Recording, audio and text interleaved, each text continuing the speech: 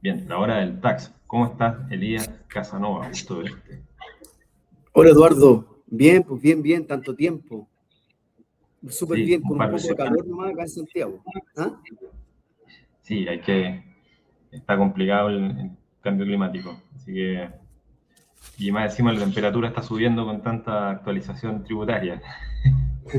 Eso es verdad, ojo, se viene una reforma tributaria pronto, ¿ah? Dijo el ministro que en abril ingresaba la reforma tributaria ya, así que vamos a Sí, que estar con mucho movimiento. querían tener 6 meses de plazo para poder aprobar la ley. Ahí parece que el ministro Quirós, futuro ministro Quirós, tiene varios proyectos en línea de disminuir la carga, no solo tributaria, sino que la carga de complicaciones, ¿cierto? Para facilitarle la vida a los contribuyentes, a las empresas, la inversión. Yo creo que eso ayudaría bastante, así que veamos y ojalá que haya una buena mayoría para que se apruebe y mejore, ¿cierto? Al menos el día a día de los contribuyentes que cada vez se suman con más responsabilidades tributarias, que eso también tiene un costo, tiene un valor hora y que a veces está escondido ahí, no se reconoce como parte de la carga tributaria, La permisología, la exactamente. permisología. Sí. Oye, pero hoy día hablemos sobre un tema que viene dando vuelta con cierta frecuencia, como introducción, ¿cierto? Es muy habitual el servicio, ¿cierto?, de los asesores de, en el fondo, utilizar sociedades inmobiliarias, sociedades de inversión, con un objetivo de protección patrimonial, ¿cierto?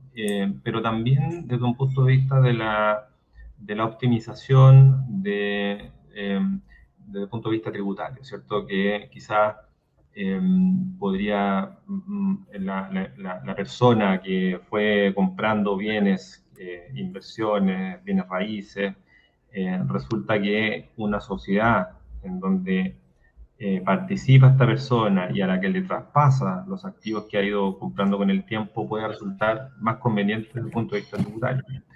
Pero también yo creo que sería una buena ocasión para un poquito desmitificar qué tan bueno es tener una sociedad de inversiones, qué tan malo es quedarse como está la persona natural con sus inversiones, con sus propiedades, ¿cierto? Porque tienen un régimen tributario especial y por lo tanto hablar un poquito tanto de lo bueno como de lo malo de tener una sociedad de inversión. Yo siento que esta conversación obviamente la vamos a hacer en términos generales, cada caso justifica una atención especial, pero en términos generales yo creo que uno podría teorizar sobre la conveniencia o desventajas de este tipo de estructura, más todavía cuando la propia ley, el Código Tributario, concedía una cierta neutralidad para efectos de poder hacer este movimiento, este traspaso de bienes a sociedades en donde la persona va a participar. Claro, claro. Yo creo que hay que, tal como dices tú, tal vez desmitificar o revisar cuáles son las ventajas y las desventajas. Entonces, te invito tal vez a revisar primero las ventajas, ¿ya? Pero a todos nuestros auditores, ¿cierto? Que con mucho ahínco ahí nos están escuchando. En la última parte tal vez vamos a revisar las normas de control o los puntos, digamos, los warnings que tienen, las advertencias que tenemos para ustedes en relación a la sociedad de inversión, porque se ha dado mucho que la salvación, ¿cierto? Incluso varios TikTokers, ¿cierto? Influencers hablan de una sociedad de inversión, así como una salvación, pero ahora vamos a revisar los puntos a nuestro juicio, ¿verdad?, que hay que tener presentes. Dice, no, creo una sociedad de inversión, pero hay una cantidad importante de desventajas, derechamente, y también de temas de control, ¿vale? Que puede ocurrir ahí. Entonces, en primer lugar, yo diría que tengo que tener presente cuál es el nivel de ingreso de renta que tiene la persona. Que convengamos que esto, digamos, una de las alternativas es que provenga desde una persona natural o un empresario individual, ¿verdad? Porque también puede ser sociedad, una sociedad, otra sociedad. Pero vámonos con lo más recurrente que es una persona natural, ¿verdad? Entonces, ¿cuál es el nivel de renta? ¿Verdad? Entonces, ahí digamos, tengo que cuantificar si mi nivel de ingreso de renta como persona natural, contribuyente global, es importante. Voy a decir un monto metafóricamente, digamos, 500 millones, 400 millones. Me está pegando directo en el global, vía arriendo, ¿cierto? O vía otros ingresos, dividendos, retiro, o ganancias de capital a través de la explotación de instrumentos financieros. Entonces, yo para poder, como dicen por ahí, para poder separar, ¿cierto?, la tributación, creo esta sociedad de inversión como una suerte de blindaje o muralla, ¿cierto?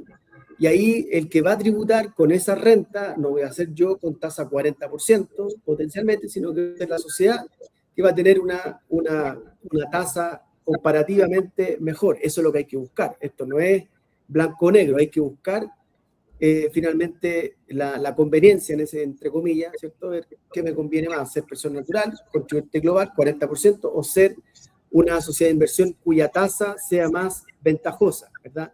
Y ahí entra otra cosa que tiene que ver con que esta sociedad, ¿verdad?, está en un régimen, o puede estar en un régimen 14A, o 14D3, o sin contabilidad, que sería el 14B número 1, ¿cierto? Y aprovechar gastos y beneficios, digamos, en la segunda etapa de los beneficios. ¿Está de acuerdo? Claro, súper bien tu ejemplo de partida, en el fondo. Es una persona natural que probablemente trabaja, tiene su sueldo como dependiente, eventualmente emite boletas de honorarios, está teniendo inversiones en fondos mutuos, hace rescate eventualmente o tiene depósitos a plazo que se van devengando rentas y por lo tanto al término del año ese contribuyente tiene que reliquear todos sus ingresos, ¿cierto? Y ahí va a decir, oye, me está golpeando el global complementario y eventualmente uno puede identificar que la causa, ¿cierto?, o el culpable de ese disparo es quizás renta de bienes raíces, ¿ya? O ciertos intereses en inversiones que se han vuelto en un capital importante y por lo tanto uno podría decir, mira, podríamos separar, ¿cierto?, esta muralla, pongamos estas inversiones o estos bienes raíces en una sociedad y por lo tanto yo me quedo solamente con mis ingresos como dependiente, con mis honorarios, ¿cierto? Y aprovechando los beneficios que son pocos, que la ley entrega a la persona natural, ¿cierto? Los intereses de crédito hipotecario, el gasto del colegio, que es como un saludo a la bandera, pero un par de chicas, ¿cierto? Y tomo la decisión, ¿cierto? Ahí, bueno, el monto, el umbral o qué viene de otros pasos es una decisión que hay que determinar caso a caso, como bien dijiste, ¿cierto? No hay una regla, hay un cierto umbral general, pero hay que tomar la decisión si resolviendo esa creación de esa muralla en términos de carga tributaria, al final del día eso va a significar pagar menos impuestos, ¿ya? Y ahí la respuesta no es ni sí ni no, va a depender de muchos factores, ¿cierto? Por ejemplo, la persona que está generando un impuesto global complementario importante por rentas de arrendamiento, imaginemos que son locales comerciales, no son DFL2 o ya tiene más de 2 DFL2, esa persona está tributando con el global complementario, ¿ya? Bajo un régimen bien peculiar porque la ley no te permite deducir gastos, ¿cierto? Si esa persona cambia de arrendatario, tiene que hacer refacciones, no puede deducir gastos y la ley le aplica el impuesto global sobre la renta que está fijada en el contrato, ¿ya? ¿Tiene alguna deducción? Más bien tiene un crédito, ¿cierto? La ley dice que las contribuciones se puede utilizar como crédito contra el impuesto, ¿ya? Y ahí hay que mirar, ¿cierto?, si esas rentas se graban solo con global complementario o con impuesto de primera categoría como persona natural, ¿ya? Entonces, ese régimen para la persona natural que tiene estas rentas de arrendamiento de bienes raíces es un sistema malo. Tampoco hay una respuesta unívoca, porque si las contribuciones son importantes y son suficientes para bajar el impuesto aplicable a esas rentas, quizás la mejor forma es quedarse como está, ¿cierto? Y tratar de ver cómo resolverlo por otras rentas que esté generando, pero pero cuando ya, en el fondo, las contribuciones no son suficientes para hacerse cargo del impuesto global complementario de esa renta, claro, ahí quizá uno podría concluir que el mejor camino es que esas propiedades se traspasen a una sociedad. No sé si lo ves así. Claro, claro, claro, porque yo pensaba mientras tú planteabas el ejemplo, yo decía, bueno, nadie nace o de la noche a la mañana tiene un patrimonio importante, no es lo que uno ve recurrentemente. Entonces, este patrimonio va creciendo, ¿verdad? Va aumentando, va expandiéndose cada vez más. Entonces, en algún momento, sin darme cuenta, me doy, digamos, choque con la realidad y tengo un ingreso importante. Entonces, ahí es donde se toma la decisión. Entonces, siempre el camino inicial es persona natural, contribuyente global, y luego voy, ¿cierto?, ascendiendo en la escala de sofisticación tributaria, por así decirlo, y ahí tomo la decisión si soy empresario individual o sociedad de inversión, aporto una sociedad de inversión. Entonces, y ahí se va dando naturalmente lo que estamos conversando. O sea, si creo que sería un error, y me ha pasado al contrario, sería un error decir, hagamos una sociedad de inmediato. Todos los ingresos van a terminar tributando y pagando un 27%. O sea, al revés de lo que estamos buscando, ¿cierto? Porque yo como contribuyente global podría tener rentas que estén grabadas con una tasa del 4, del 8%, del 10%, ¿verdad? Que pueda invocar una exención también, por ejemplo. Claro, exenciones con tope, perfecto. Y al ser sociedad, inmediatamente pierdo algunas exenciones y también lo peor que pierdo es la tasa, porque un 14A donde voy a terminar, inevitablemente voy a tener una tasa del 27%. Entonces, claro que eso hay que revisar. Entonces, en el escenario ideal es que yo tenga ingresos, ¿verdad?, que superen ciertas tasas y ahí, ¿cierto?, aplicar los beneficios que de ello provengan. Entonces, creo que una de las ventajas es justamente también separar el patrimonio, ¿verdad? Que no todo esté a nombre mío desde el punto de la vista de la responsabilidad frente a terceros, ¿verdad? Si tengo transporte o tengo bienes inmuebles o dividendos, acciones, ¿cierto? Entonces, si yo separo mi patrimonio, ya hay otra persona la que se va a endeudar, otra persona la que va a responder, y no yo con todo mi patrimonio. Entonces, la ventaja, ¿verdad?, de tener una sociedad de inversión en esta línea es, como decíamos en un post anterior, blindar también mi patrimonio o separarlo. También eso es muy positivo. Eduardo, si en términos de herencia también tiene algún efecto. Sí, mira, déjame complementar un poco para ir fijando ideas, como dicen algunos, para amojonar ideas, asentando conclusiones, ¿cierto? El régimen tributario de una persona natural, del global complementario, ¿cierto?, que ya tiene un cierto patrimonio y tiene una cierta carga tributaria, no necesariamente es un mal régimen. Es decir, hasta ciertas rentas, hasta cierta carga tributaria, o respecto de ciertas rentas, quizás el régimen de la persona natural, del global, no es un mal régimen. Por lo tanto, yo diría que la alternativa a tener sociedades de inversiones no es la única solución o siempre va a ser el mejor camino para efectos de en fondo, asumir una carga tributaria justa, ¿cierto? Por lo que decíamos, ¿cierto? De repente hay ciertas exenciones, hay ciertas rentas que tienen un tratamiento más favorable en el global complementario, por lo tanto, respecto de ciertas rentas o ciertas características de la persona, quizá el régimen, el quedarse así como viene, no es una mala idea. ¿Está de acuerdo, cierto? Sí, vale. Totalmente de acuerdo. Y por otro lado, sí, cuando hay una razón de protección patrimonial,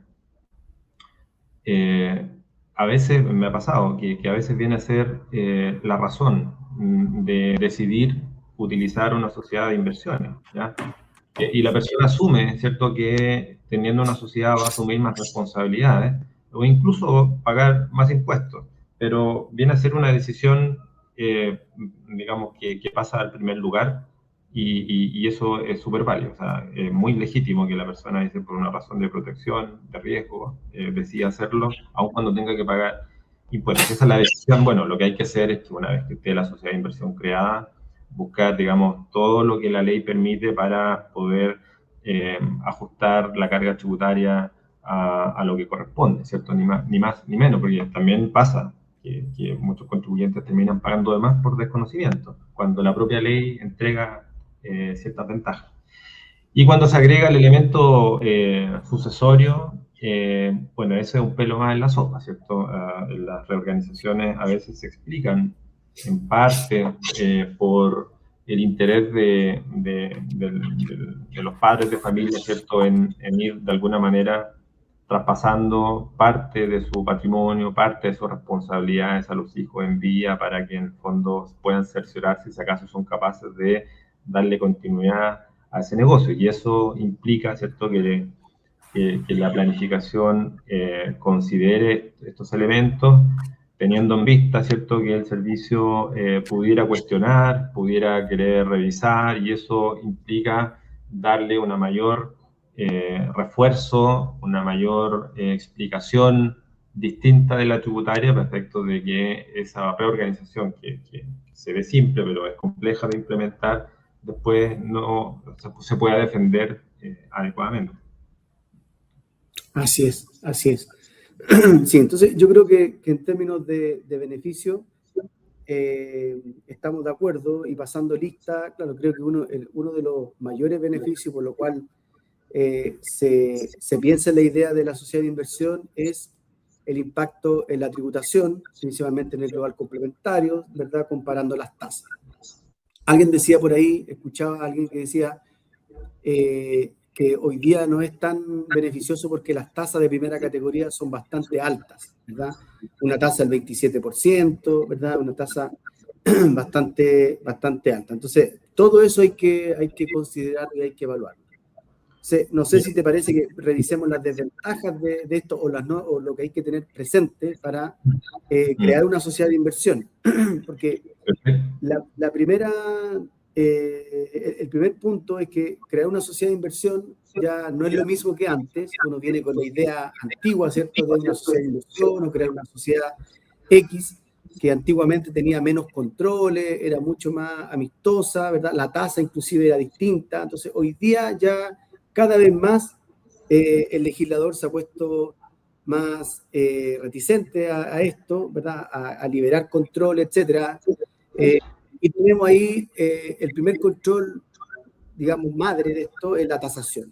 O sea, una persona natural, sea empresa o no, ¿cierto?, está afecto al control de la tasación, ¿verdad? Entonces, todos dicen, como decía en un momento, oye, creamos una sociedad de inversión y ningún problema, lo publican en todos los videos, pero ojo que hay una norma de control que es la legítima razón de negocio, que se puede encontrar, no hay problema, pero la legítima razón de negocio debo tenerla y debo acreditarla y tenerla disponible para cuando el Servicio de Impuesto Interno vaya a revisar este proceso, esta reorganización empresarial, ya que están inmersas en el 64. No sé si están de acuerdo. Claro. En el fondo, esta facultad de tasación que comenta Elías tiene que ver con, en el fondo, el traspaso de los bienes a la sociedad, ¿cierto? Es decir, cambia el titular, son bienes raíces, el RUT de la persona natural ya no es dueño de las propiedades y pasa a serlo la sociedad. O sea, ese cambio esa enajenación, claro, se traspasa a una sociedad en la que va a participar la misma persona, ¿cierto? No va a perder el control, pero va a ser dueño indirecto, porque el dueño va a ser ahora una sociedad. Eso, en el fondo, ahí hay que hincarle un poco la atención, ¿cierto? Porque si bien la ley ahora es un poquito más amigable, en el sentido de que se puede traspasar sin tener que intermediar una empresa individual como ocurría antes, que era una mala norma, ¿cierto? Ahora se puede pasar directamente como persona natural, pero hay que ser capaz de explicar esa razón de negocio, entre otros requisitos, porque si eso no se acredita, ¿cierto?, el servicio podría eventualmente fijar una base imponible en ese traspaso. ¿En qué sentido? Por ejemplo, si son propiedades que se adquirieron hace muchos años, ¿cierto?, hoy tienen un valor muy grande. Cuando yo los traspaso a la sociedad, y ahí el camino sería el aporte de capital, ¿cierto? La ley me permite, bajo ciertos requisitos, que yo pueda traspasarlo a mi valor de costo más un IPC, que en términos generales puede ser un valor muy inferior al comercial e incluso al avalúo fiscal, ¿cierto? ¿Por qué? Porque la ley dice, bueno, la condición que te pongo para que puedas hacer esa valorización respecto del aporte es que la sociedad mantenga ese mismo valor, cosa de que si en el futuro quiere vender la propiedad, ahí reconozca el mayor valor, ¿cierto?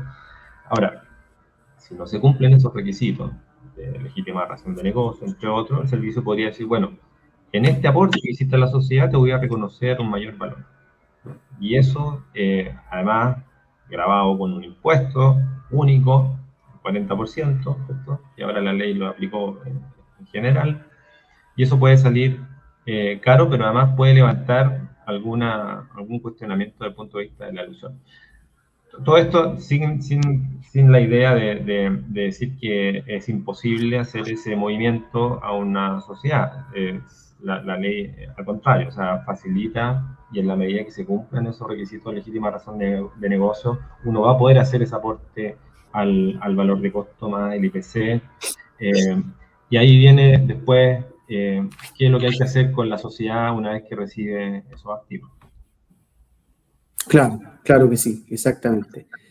El tema de hace poquito salió un oficio en el 21 de enero, salió un oficio donde explica un poco esta situación y habla de la mantención del costo tributario, cosa que no estaba muy asentado en el mundo tributario, a pesar que el servicio había dicho varias cosas, pero había una suerte de confusión. Entonces, claro, no podía ser de otra manera más que mantener en los registros el costo tributario, para reconocer, tal como dices tú, en una posterior enajenación, venta, el costo que tenía en la original, en la empresa original, en la persona original.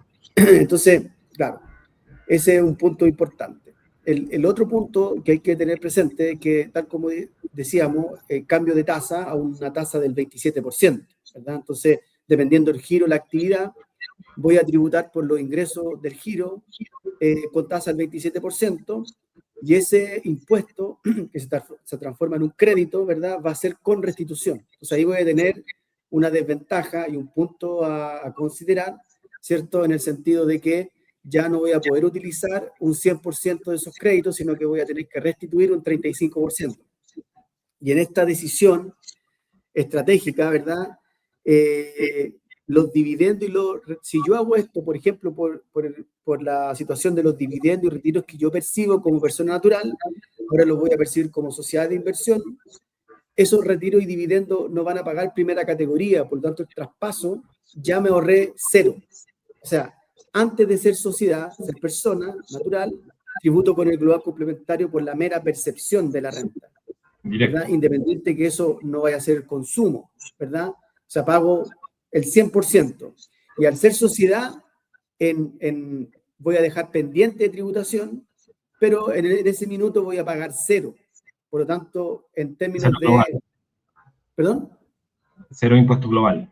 Cero impuesto global, exactamente. Y ahí yo puedo generar el comportamiento como empresa. Yo siempre digo a mis alumnos, compórtense como empresa. O sea, por eso se llama empresario individual o una sociedad. Tengo un comportamiento, porque si yo hago esto y después hago el retiro, en realidad no me estoy comportando como empresa, estoy comportándome como cualquier persona que gana dinero, digamos, lo consumo completamente. Está bien, pero no es un comportamiento empresarial, ¿verdad? En que yo recibo el ingreso y lo invierto o me apalanco o, digamos, compro activos y los voy a vender, etc. Entonces, al recibir esos retiros y dividendos, pago cero global y luego lo invierto en otro negocio y el rendimiento, la utilidad que se genere en esa inversión es la que va a pagar impuestos. Entonces, ese es un comportamiento estratégico. Claro, Elías, claro, el punto de la restitución, es decir, el impuesto de primera categoría que va a pagar la empresa para este tipo de sociedades no se va a utilizar como crédito en un 100% contra el impuesto global, en el caso que esa utilidad la retire el socio, ¿cierto? Esa es la conclusión. Y en el fondo es una pérdida de eficiencia. Ya hablando en términos de económicos, del profesor Yáñez, ¿cierto? Así es. Claro, una pérdida de eficiencia. Ahora, eso te obliga a no optar por la sociedad de inversiones. Yo diría que no necesariamente, porque primero, en las utilidades de la empresa no existe una única forma de extraer esas utilidades, ¿cierto? Como sería el dividendo del retiro, el problema de la pérdida de la parte que se tiene que restituir, ¿cierto?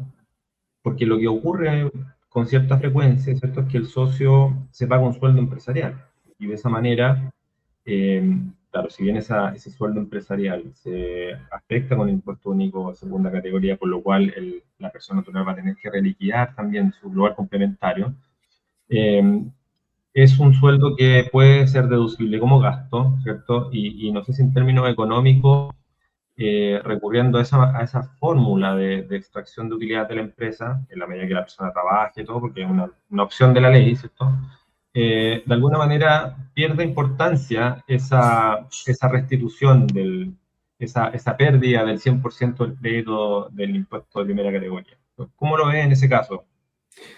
Sí, sí, por supuesto, por supuesto. Yo creo que ahora, claro, si uno, de nuevo, si uno está manejando un monto relativamente bajo, estoy pensando, por ejemplo, en una renta anual de retiro solamente de 36 millones, a razón de 3 millones de pesos mensuales, inclusive No, más no, 5 millones mensuales, la restitución no tiene gran impacto.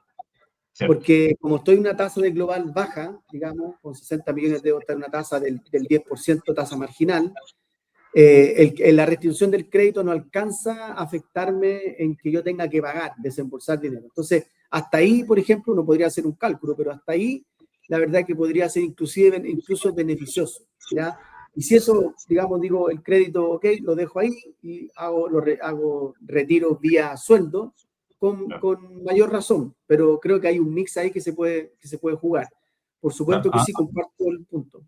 Claro, y además también otra cosa que es muy frecuente en la sociedad de inversión, que en el fondo reciben bienes raíces, instrumentos financieros, son empresas que al menos en el corto plazo nunca el socio va a querer retirar esa plata, porque hizo el cálculo, ¿cierto?, de sus gastos de vida y a lo mejor le alcanza con su sueldo, con sus ingresos de otras fuentes y estas inversiones que está haciendo con bienes raíces probablemente en 5 o 10 años no está proyectando retirar utilidad, entonces va a ser una sociedad que no va a tener el problema de la restitución porque no va a retirar utilidad. Además, se puede dar incluso que todo parte, o una parte, ocurre mucho que una parte de esos arriendos, de esos ingresos, van a ir destinados al pago de créditos hipotecarios y por lo tanto nunca va a haber una utilidad y al menos ahora no va a haber problema de restitución. Y capaz que en 5 años más, cuando se reforme la ley tributaria, capaz que volvamos a un régimen integrado total y ahí capaz que le hagan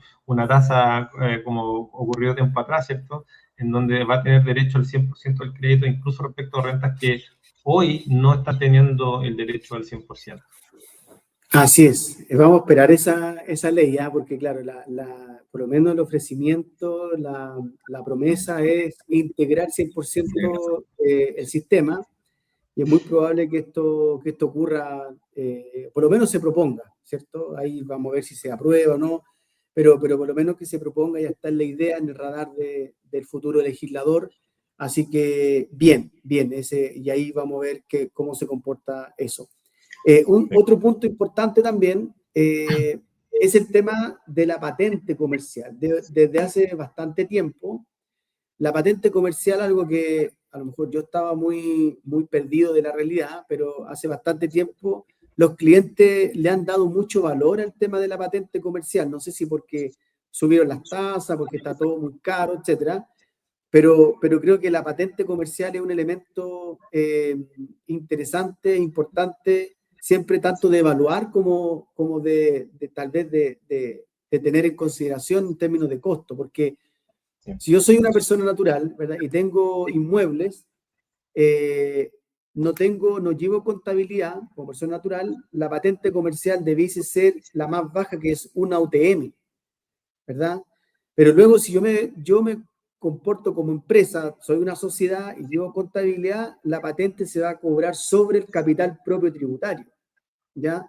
Entonces, ahí podría haber un efecto importante en términos de costo, porque pasaría de 0 a 100%, o sea, de no pagar nada, o prácticamente uno debe, a pagar una cantidad importante en patente comercial. Entonces, eso, digamos, también hay que tomarlo en cuenta cuando uno va a crear una sociedad de inversión. O sea, siempre me acuerdo de los videos, digo, no, hago una sociedad de inversión, estos videos que duran 30 segundos, y a mí se me empieza a pasar, oye, ¿qué pasa con la legítima, qué pasa con la patente, qué pasa con la pérdida de este beneficio?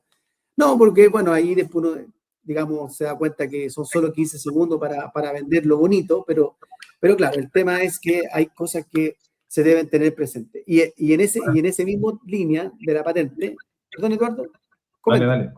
No, perdón. Sí, en ese mismo tema de la patente, también depende del tipo de sociedad, si es una SPA, una IRL o una limitada, también va a ser va a impactar en el problema de obtener la patente comercial, ¿ya? Porque una sociedad de responsabilidad limitada, por ejemplo, o una EIRL, dependiendo la cantidad de socios, yo podría optar a la patente MEF, que es mucho más barata, ¿ya? Dependiendo del costo también.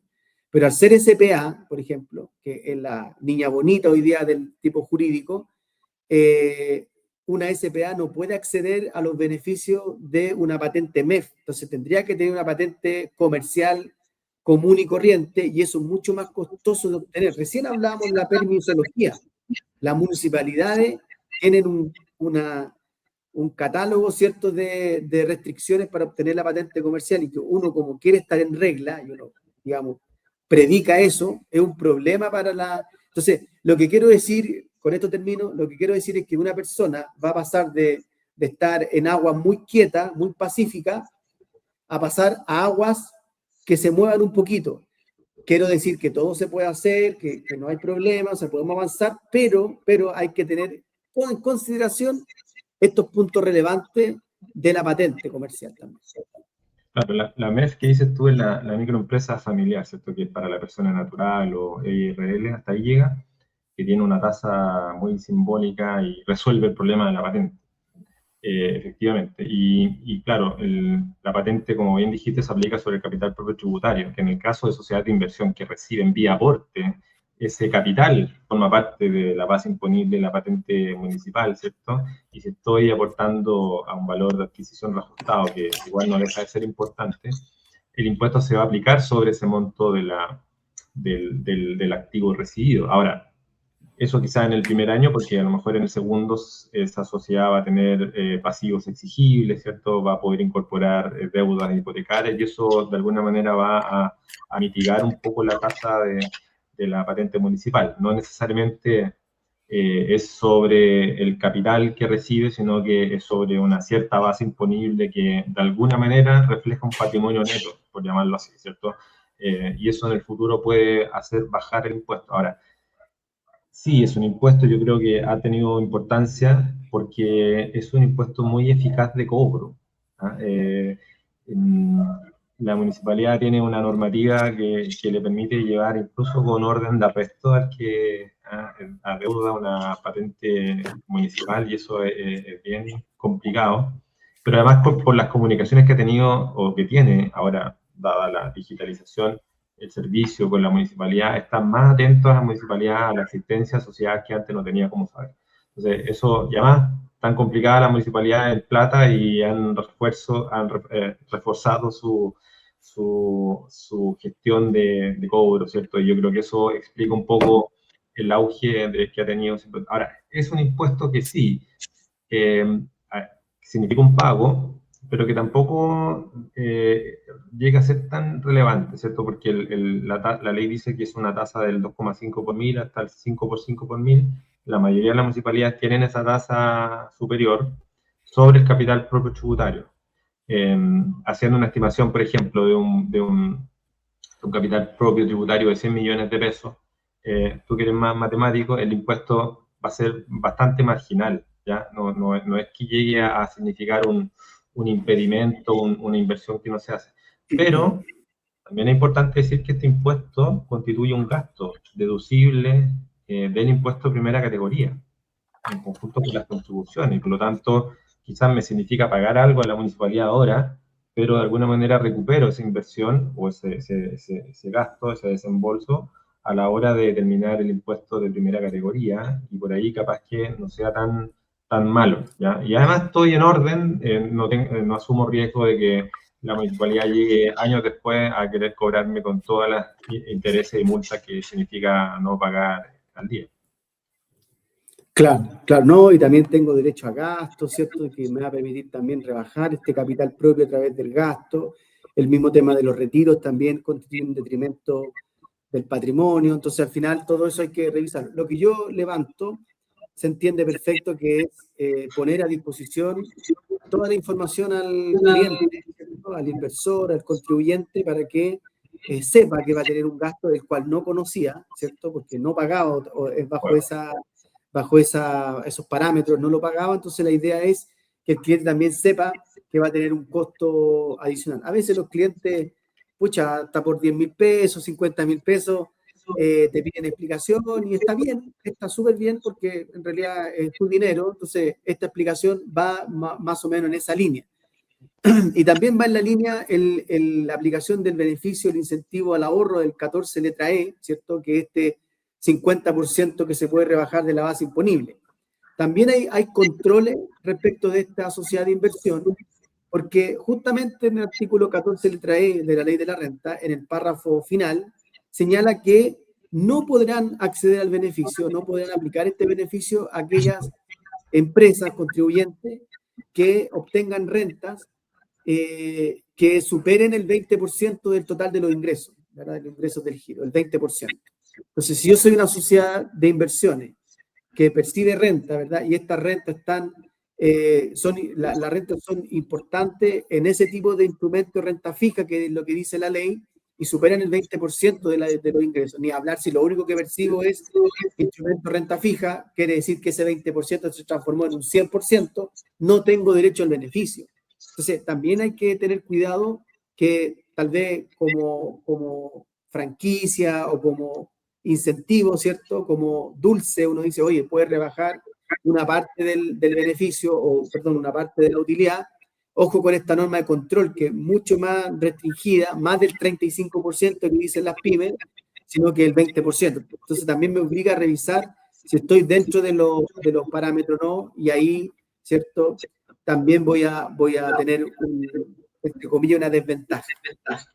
Ya, perfecto. Claro, mira, recapitulando. Entonces, cuando resulta conveniente, por lo que hablamos al inicio, tener una sociedad de inversiones, hago el traspaso, resuelvo el problema de la tasación y la sociedad ya tiene los activos, tiene que iniciar actividades, porque esa es otra cosa, tiene que iniciar actividades, ¿cierto? Salvo, ¿cierto?, que sea un traspaso de bienes raíces que en el fondo va a usar el socio y no va a generar ningún tipo de rentabilidad. Yo creo que en esos casos no es necesario la iniciación de actividades y menos el impuesto municipal. Pero si son bienes que están generando una rentabilidad, el primer problema, ¿cierto?, es el régimen tributario al que se tiene que acoger. En principio, uno podría decir que si se trata de bienes raíces que va a generar renta, instrumentos financieros que generan, es una sociedad de inversión. Y esa sociedad de inversión, en principio, no puede acogerse al régimen ProPyme, ¿cierto? Pasa que a veces por defecto pueden quedar en el primer año en el régimen ProPyme, pero en principio uno debiera aconsejar, sería un consejo, pero en el fondo es prever que en el fondo esta sociedad debiera partir en el régimen general al inicio. Eso va a significar que va a tener una tasa alta del 27% ahora, esperemos que baje. Pero el mito que hay, ¿cierto?, es que voy a tener que pagar 27% sobre todas las rentas que va a generar esa sociedad, ¿ya? Y la respuesta es no necesariamente, porque ya va a tener la posibilidad de deducir gastos que no tenía. Y eso es una cosa que no existía en la persona natural. Y por ahí se pueden abrir un montón de deducciones que la ley autoriza, ¿cierto? Partiendo por el sueldo empresarial, partiendo por la patente, las contribuciones, ¿cierto? El contador, el abogado, y gastos que no se podían deducir. Y además, ¿cierto? Este beneficio que mencionaste tú del 14 letra E de la ley de la renta, que en el fondo te excluye de la base imponible del impuesto de primera categoría hasta el 50% de las rentas que tú no has retirado. Y eso va a ocurrir al menos por un buen tiempo al inicio de la sociedad de inversión. El socio no va a retirar la plata, la va a dejar ahí y con esa plata la puede reinvertir, puede comprar más activos, ¿cierto? Y va a poder acogerse a esa exención y por lo tanto el impuesto de primera categoría va a terminar aplicándose sobre una base anual, ¿cierto? Pero neta de gastos y además deduciendo aquella parte que la ley te exime por las utilidades que no se retiren. Y ahí la respuesta es 27% sobre el total de los ingresos, no. Puede que sea mucho menos y eso resuelve el miedo, ¿cierto? De que, régimen general, tasa 27 sobre todas las rentas versus todo ese arrendamiento que sería mi global complementario. No, eso no es correcto. Va a ser otro tipo de tributación y esa es una buena noticia porque en el fondo el régimen general tiene sus virtudes, ¿cierto? Porque siempre se ha vendido, yo me acuerdo que tiempo atrás, no sé, me acuerdo que el director nacional de impuesto interno en una charla, cuando habló del régimen ProPyme que se estaba creando, el 14T en esa época, sacó una libretita y dijo, mire, así va a poder llevar usted su registro, ingresos, y desde ahí se ha vendido, ¿cierto? Como el gran régimen para los emprendedores, pero el régimen general tiene sus virtudes. Esta es la que menciono yo al inicio, que es bastante buena. Tasa grande, sí alta, pero con una base neta, que yo no tenía cuando era persona natural. No, y dentro del listado que tú mencionaste, también podemos incorporar la depreciación de los bienes derechamente, depreciación acelerada, depreciación súper acelerada, que es 1/10 de la vida útil, que eso no se utiliza mucho, no se conoce mucho, y también un elemento que es más beneficioso, que tú lo dijiste, es que el primer año yo puedo ser del régimen PYME, por ejemplo, y todo llevarlo a gasto me voy a armar de una tremenda pérdida tributaria, y esa pérdida tributaria se va a arrastrar a los años siguientes, consumiendo gran parte de los ingresos. Quién sabe por cuántos años, dependiendo del costo tributario que tengan los bienes inmuebles. Yo ojo que esa pérdida tributaria me va a servir para imputar contra todos los ingresos que tenga, de renta fija, de depósitos de intereses, el mismo arriendo y cualquier otro ingreso que yo doy una asesoría, lo que sea, dentro de este giro, toda esa pérdida tributaria se va a comer todos esos ingresos. Por lo tanto, eso también es un gran punto. A tal punto que voy a estar seguramente varios años sin pagar primera categoría. También me va a bajar el capital propio tributario. Entonces, no lo queríamos decir, lo queríamos dejar al final, que son todas esas alternativas, ¿verdad?, que van a beneficiar al contribuyente que bien asesorado, ¿cierto?, con una buena estrategia, con buenas decisiones, va a llegar a un buen puerto. Sí, sí, claro. A ver, el PPM podría ser un cierto problema, ¿cierto? En el sentido de que el régimen general, salvo que venga con pérdida, que puede ser el caso que, como mencionaste, por la depreciación, que se libere o reduzca su obligación de pagar mensualmente parte de los ingresos brutos, pero no es un mal régimen. Sí. A ver, ya, hay una pregunta intermedia, porque uno dice, bueno, la sociedad de inversión, ya viene principalmente por una razón de protección patrimonial. Pero en lugar de traspasar los bienes a una sociedad, quizás sea conveniente simplemente que la persona natural inicie actividades en la primera categoría como empresario individual y ponga esos bienes ahí sin tener que traspasarlo a una sociedad. ¿Qué tan malo es esa alternativa de no recurrir a una sociedad de inversión y simplemente iniciar como empresario individual y en la contabilidad de esa empresa incorporar, asignar, ¿cierto?, los bienes que en principio se iban a traspasar a una sociedad pero que van a quedar en la misma persona natural, porque en ese caso también va a ser un contribuyente de la primera categoría, también va a poder deducir gastos, y si comparáramos, un ejemplo muy simple, ¿cierto? La persona natural que tiene bienes raíces, 5 o 7 departamentos, lugares comerciales, y por lo tanto el camino era la sociedad de inversión, el consejo sea iniciar como empresario individual y dejarlo ahí. ¿Qué tan malo puede ser? Una gran pregunta, la verdad, que no quería responderla, porque la verdad que es una gran decisión. Creo que el empresario individual le gana a la sociedad de inversión en términos de control, la monetización, el tema de la patente, el tema de la contabilidad es lo mismo, ¿verdad? Es muy cómodo. Pero sí hay un puro punto, a mi juicio, que es el punto negro de eso, ¿ya? Y que es la fiscalización. O sea, un empresario individual está lamentablemente siendo fiscalizado porque... ¿me escuchan? ¿Sí? ¿Bien? Gracias. Está recurrentemente fiscalizado, ¿ya? Entonces, el costo de fiscalización, de responderle al servicio, puede tardar mucho tiempo, ¿verdad? 1 mes, 2 meses, la declaración de renta queda observada, ¿cierto? Entonces, es como un cuerpo sano, que uno cree que está sano en todas sus situaciones, pero llega el mes de septiembre donde te llega la alergia y la pasas mal durante 2 meses, ¿ya?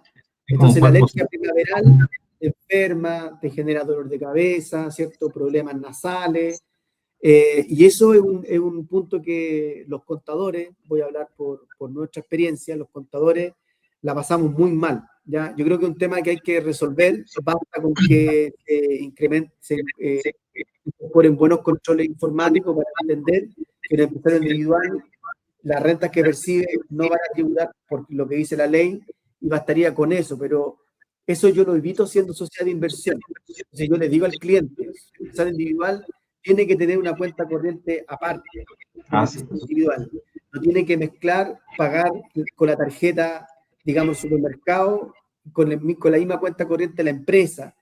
Tiene que comprarse el automóvil o pagar las cuotas del automóvil personal, no con la cuenta de la empresa. Entonces, hay todo un tema de control y de fiscalización muy tremendo. Y fíjate tú que si nunca me ha pasado, gracias a Dios, nunca me ha pasado, pero si el fiscalizador, la autoridad, encuentra que aquí hay cosas raras, te podría decir, este es un retiro, así que yo lo voy a grabar con global, o este es un gasto que no está, no sé qué, cosa que no se debiese ver en la sociedad de inversión, porque tiene una cuenta corriente aparte, está todo separado, ¿cierto? Uno puede mostrar perfectamente cuáles son las partidas, pero un empresario individual, entre comillas, desordenado, o que tenga una mezcla de partidas personales y empresariales, se le puede complicar y en un resfrío mal cuidado te puede pasar a neumonía.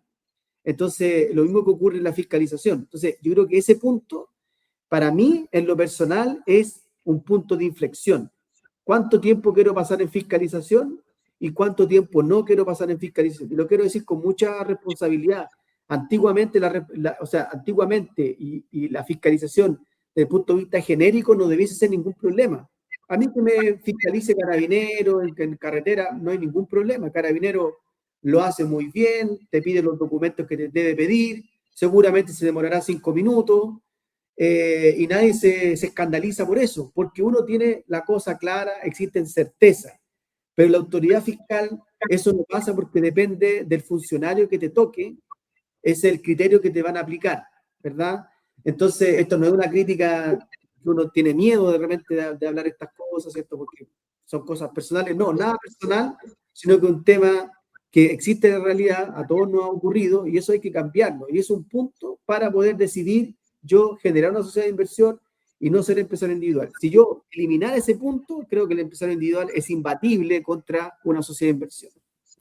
Mira, es fuerte lo que dice, ¿eh? Claro, el tema de la separación, porque el empresa individual, siempre terminaba hablando de la empresa individual, me parece que es muy atractiva, pero claro, el gran problema que se ha dado en la empresa individual es que se suele utilizar una sola cuenta corriente, y ese es como el primer consejo, si abre una cuenta corriente, ahora sacan minutos, en internet una cuenta corriente, empresa, pyme, ¿cierto? Y partir por ahí con la contabilización, y sí, pues existe un cierto sesgo en las empresas individuales por parte de algunas fiscalizaciones, y eso espero que con el tiempo se resuelva. Yo diría que se debiera resolver con el nuevo artículo 64 que cambió en el año 24, ¿cierto? En que ya no es necesario intermediar una empresa individual para hacer aporte a valor tributario, y claro, queda la empresa individual como instrumento que se presta para ciertos abusos, ¿cierto? En el caso de que la persona quiera hacer la venta de acciones, bienes raíces y la incorpora a la empresa para pagar menos impuestos, que es un caso típico del uso que el servicio ha puesto desde años o para el retiro de utilidad, etcétera. Pero bueno, si es ordenado desde el inicio, tú dirías, cuando dijiste imbatible, tú dirías que en términos de carga tributaria, ¿resulta más conveniente la empresa individual o es igual o mejor? Porque yo diría que resuelve el problema de la tasación, ¿cierto? Del traspaso de los activos. ¿Ya? Pero desde el punto de vista de la carga tributaria, ¿tú crees que queda mejor la empresa individual? Porque en el fondo equivale a una sociedad de inversiones nomás, ¿no? Es lo mismo. No, cuando digo imbatible, lo hablo en su concepto completo e Ciencia. integral. Sí. Sí, Sí, claro, claro, sí. porque te ahorras tener que hacer ese traspaso de los bienes a una sociedad, ¿ya? Pero aquí los impuestos no son tan importantes, yo diría, y mucha gente dice, mira, por más equivalente que sea iniciar como empresario individual o sociedad de inversiones, yo quiero proteger mi patrimonio, quiero reorganizar mis bienes Mm. para mi sucesión, y ahí la sociedad de inversión tiene mayor utilidad, ¿cierto? Eh, y ahí se incorporan otros elementos, ¿cierto? Espero que no cambie, pero por ejemplo, heredar derechos sociales en principio podría ser más conveniente que heredar acciones y en ese sentido la sociedad de inversión cuando es una sociedad de personas eh, puede ser atractiva, ¿cierto? Cuando se resuelve por un lado el problema de la situación tributaria de la persona natural, pero también la planificación de una sucesión, la eventual incorporación de hijos, ¿cierto? Siempre teniendo presente los recuerdos que hay que tener desde el punto de vista de la elección. Sí, sí. No, por eso digo que en general, en términos de impuestos, creo que a lo mejor usé una palabra muy, muy Imbatible. grandilocuente, ¿eh? Sí, imbatible, pero sí, en la suma y la resta, claro, hay cosas que son mejor en uno y no tanto en otro, pero la suma y la resta creo que el empresario individual lleva un poquito la delantera, ya no tanta delantera, pero sí es mejor a mi juicio. Pero va a depender siempre de cada paciente, de cada cliente, va a depender la situación particular. Así que también los dejo invitados para que puedan preguntar, consultar a nosotros, ¿verdad?, frente a su situación particular también, por supuesto que sí. Sí, claro. Bueno, nosotros estamos hablando de este tema que en el fondo nos demanda buena parte de nuestra asesoría y aquí la recomendación es siempre guiarse por un equipo que ojalá incorpore un abogado y un contador auditor, que son personas que tienen formaciones en principio distintas, pero que se entrelazan a un nivel muy importante en términos tributarios, ¿cierto? Porque yo solo no podría hacer una reorganización y el contador auditor tampoco sin la asistencia de un abogado y siempre por razones, a ver, todas estas cuestiones se terminan resolviendo en tribunales, ¿cierto? Por los jueces, por el abogado del Servicio de Impuestos Internos, por el abogado del contribuyente, es la ley, hay un principio de legalidad, entonces el tener el apoyo de un equipo multidisciplinario o bidisciplinario, por decirlo así, es fundamental, ¿cierto? Porque esta conclusión al final de que la sociedad de inversión, la empresa individual es una alternativa conveniente para poder quedarse tranquilo de que esa decisión resolvió y consiguió ese objetivo, hay que hacer un camino previo, ¿cierto? Y cada caso, cada patrimonio, cada persona merece, ¿cierto? Un traje a la medida. Y aquí los estereotipos, quizás, o la asesoría estándar, yo creo que no es la manera, ¿cierto?, de poder conseguir esa tranquilidad en el sentido de que hice este movimiento, esta reorganización y me quedo tranquilo, ¿cierto?, de que no voy a tener problemas a futuro con el fisco. Claro que sí, Eduardo. Ha sido una conversación muy, muy grata, muy amena, muy interesante también. Espero que lo hayan disfrutado todos también, tal como nosotros. Sí. Bueno, vamos a compartir este video en YouTube y vamos a dejar abiertas los comentarios, a ver si después nos sumamos a otras redes sociales para poder difundir este conocimiento que es bien propositivo, en buena lid, ¿cierto? Con conocimiento técnico y espero que sea de utilidad para los colegas, pero también para las personas que están, ¿cierto?, con este patrimonio y con esta inquietud, se han informado por redes sociales, ¿cierto?, de que es posible la sociedad de inversión, pero que tiene, como todo en la vida, sus matices, sus luces y sombras, pero al final parece que es más luz que sombra, así que, pero hay que, ya sé, así que, bueno, agradecido, don Elías, fue una charla muy interesante, muy dinámica, muy técnica, muy que aportó y espero verte pronto. Igualmente, igualmente, Eduardo, gracias. Muchas gracias y saludos a todos. Chao, hasta luego. Chao, chao.